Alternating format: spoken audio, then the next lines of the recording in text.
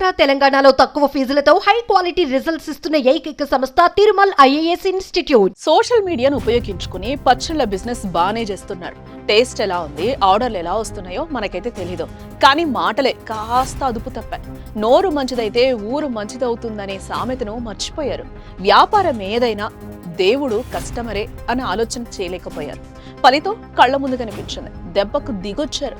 ఇప్పటికే మీకు అర్థమైపోయి ఉంటది ఎవరి గురించి చెప్తున్నామో. ఎస్, వారే అలైఖ్య చిట్టి పికిల్స్.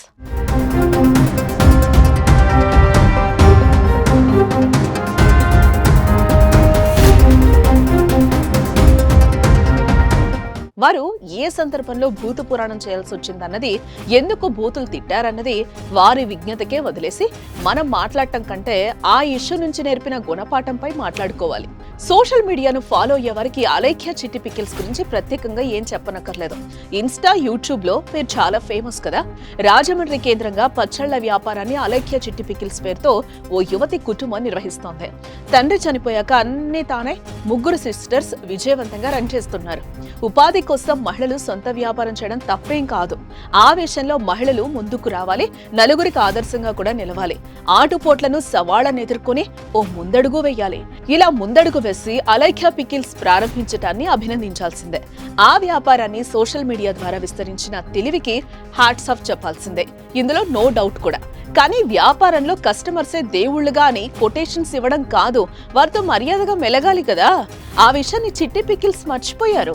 కస్టమర్స్ పై భూత పురాణం అందుకున్నారు. ఏదైనా వ్యాపారం విజయవంతం కావడానికి కస్టమర్ విధేయత కీలకమైన అంశాన్ని మర్చిపోయారు. తమ బ్రాండ్ ఎదగడానికి, అమ్మకాలు పెరగడానికి, పదే పదే కొనుగోళ్లకు తిరిగి రావడానికి కస్టమర్ లాయల్టీ అనేది చాలా ముఖ్యమైన ఆలోచన లేకుండా ప్రవర్తించారు.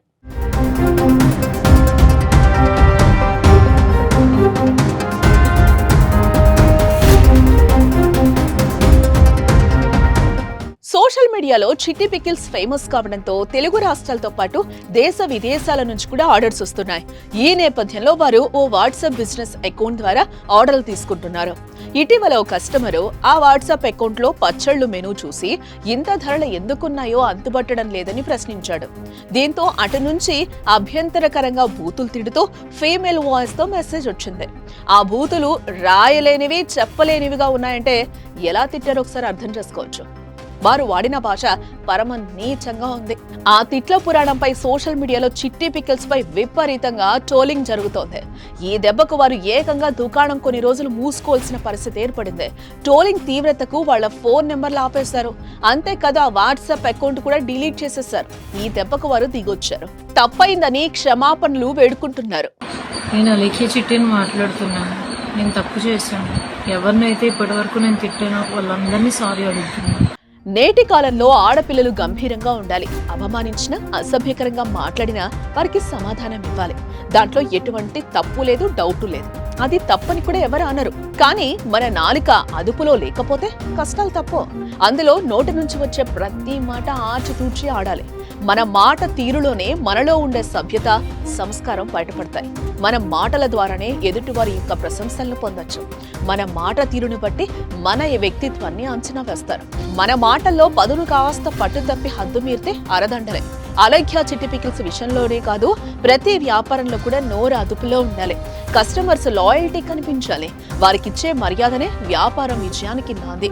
తెలుగు రాష్ట్రాల్లో చిట్టి పికిల్స్ వివాదం ఏం చెప్తుందో మీరే కామెంట్ చేయండి.